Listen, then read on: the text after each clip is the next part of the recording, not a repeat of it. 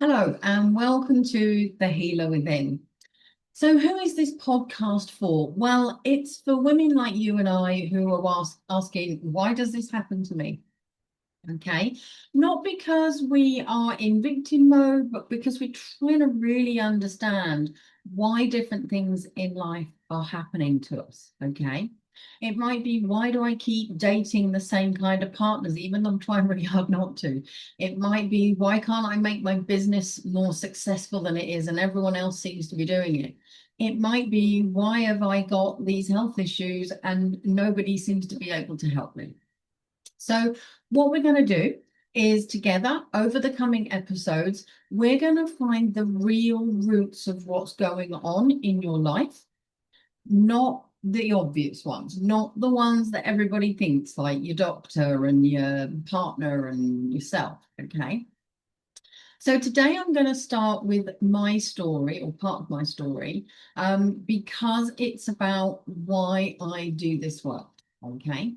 So I have been into all things spiritual ever since I was a child. I remember having weird things happen when I was 4, 5 years old.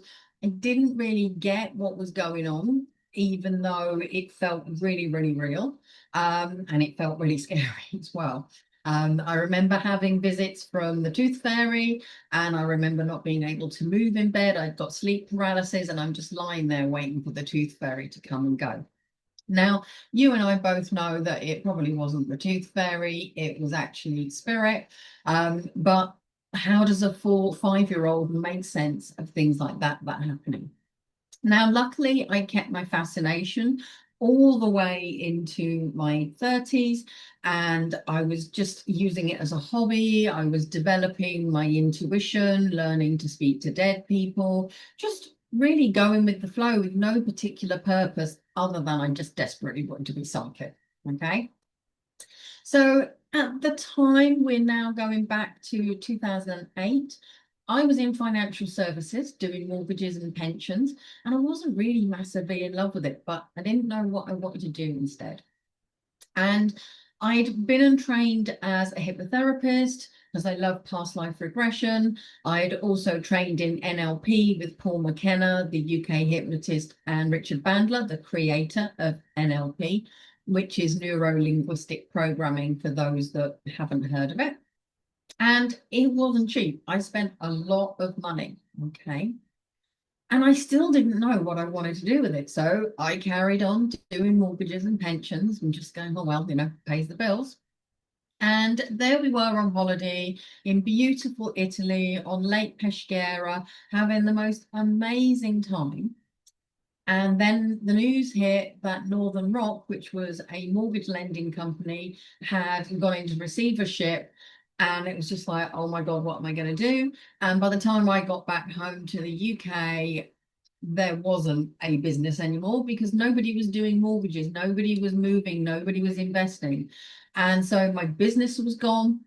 I was in debt. I got no way to pay it. I couldn't get any benefits, even though we tried really hard, and the savings were gone.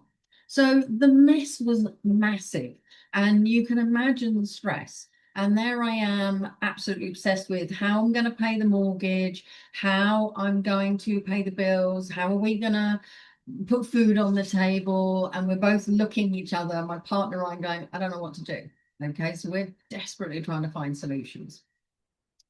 So we're in a pickle and we're trying to figure it out. And I'm applying for jobs, my partner's applying for jobs. We're just doing anything that we can think of to try and get out of this mess. And obviously, I'm spiritual and I believe in law of attraction and I believe in, the universe talks to us and everything. But I can honestly say my head was so full and I was just overthinking everything that honestly and truthfully, I don't think I was seeing anything from the universe. I was completely oblivious to it. Okay. They could have appeared naked in front of me and I probably wouldn't have spotted my guides at that point. So the mind wants to obsess over things, and that's what mine was doing. And it didn't matter if it was 3 p.m. or 3 a.m., my brain was in overdrive. And I just kept replaying how we got here. What could I have done differently? What was I going to do to move forwards, because I didn't have any control over what my partner could and couldn't do. That was down to him. So I'm just thinking about what can I do? Okay. So for me, that came under the banner of, well, I'm being responsible, I'm being a sensible adult. Of course, it's natural to worry. Of course, it's natural to want to think this through and come up with a plan. But actually, all that does is just means that the brain chews on it constantly. It doesn't actually get anywhere. It just constantly goes, what if? Oh, what if this happens? What if that happens? And it was exhausting and it achieved absolutely nothing. Okay. So I realized that I was going to have to do something. And my friends said to me, why don't you get your tarot cards out? And I was like, oh, I don't know about that. I'm not really good enough. And they said, well, yes, you are. You just need to get on the lines, get on the telephone lines, and do some readings, and away you go. They made it sound so easy. So when I got home, there was a letter on the doormat, and it was the only letter, which is unusual because everyone else was writing demanding money. Okay. So this letter was from one of the telephone lines, and it was offering me a discounted reading. Now, I'd never got junk mail from these companies before. I'd never had a phone reading, so therefore there was no reason for me to get this. Okay.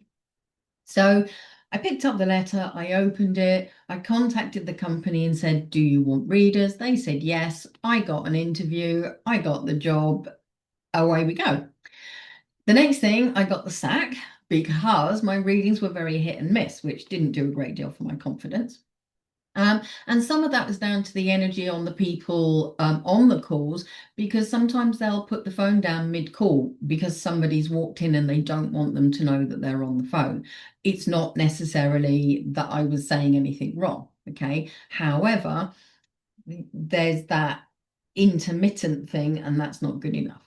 So I went away, I got my tarot cards out, I taught myself tarot, and then a week or so later, I was back on the telephone lines, and away we go, because my readings are suddenly so much better. For me, I just needed that tool. It gave me confidence, it gave me something to work with.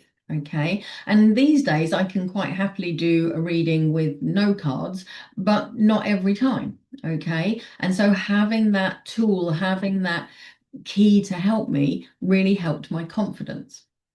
So I realized that I loved doing readings. I loved my spiritual work. It had also been my hobby for years, but I wanted to do something more with it. And so I finally started to do readings. I started to do readings in a shop in my local town that sold crystals and things. Then I went to psychic fairs and psychic nights, and it just kind of took off. Okay. And so I built this business from absolutely nothing. It didn't even relate to my previous business in any shape or form, although I did end up with a couple of my mortgage clients being reading clients.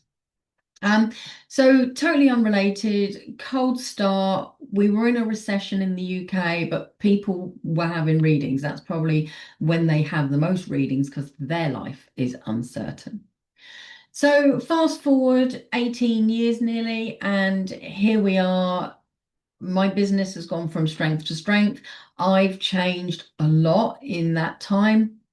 And I've learned that if we don't make changes, the universe will jolly well make them, and they tend to be more painful. Okay. So if you're not happy in your job, if you're not happy in your relationship, I definitely recommend that you take control of it rather than wait for the universe to do it. Okay.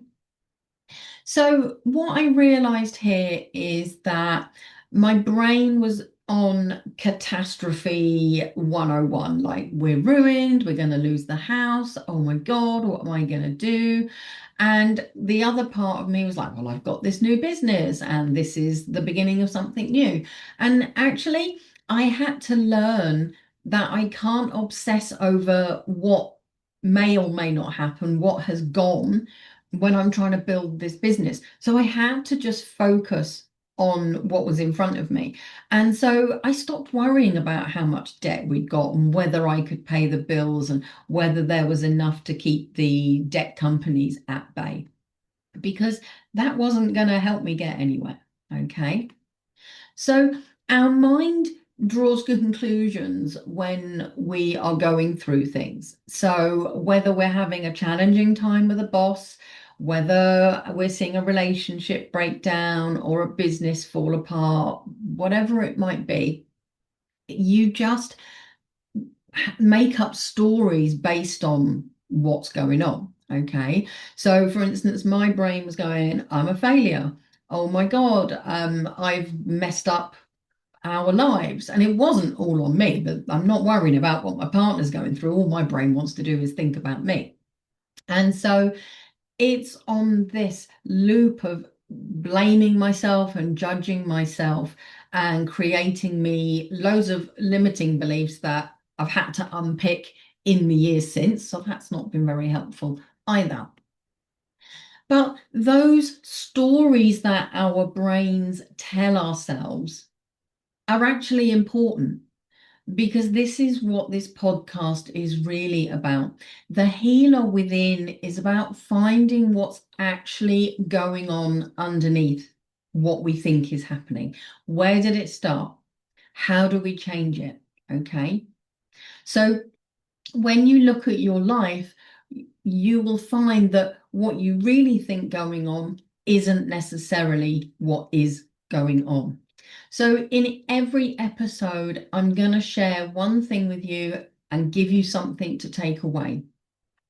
And I want you to know that in the next episode, we're going to look at the fact that your body is not malfunctioning, it's communicating. So if you've got health issues, there is way more going on with that health issue than you think. So if anything in today's episode has stirred something within you, please subscribe to the podcast. Join my mailing list at tracyfance.com. You can use the links below. And we are going to go on a journey of how we've arrived where we are in our lives. And it's nobody else's fault. It's not even our fault, to be honest, because the way the brain works, okay? The brain is constantly making up stories that are not true. It's like a naughty kid that doesn't want to get in trouble, okay? So I hope that this is going to be something that interests you. I hope this is something that you will follow along with me, because I'd love to help you understand more about your life and why it's the way it is. And if you're not happy with it, what it is you can do to actually change that. Okay, it can be changed. So I will be back in a couple of weeks. Till then, take care.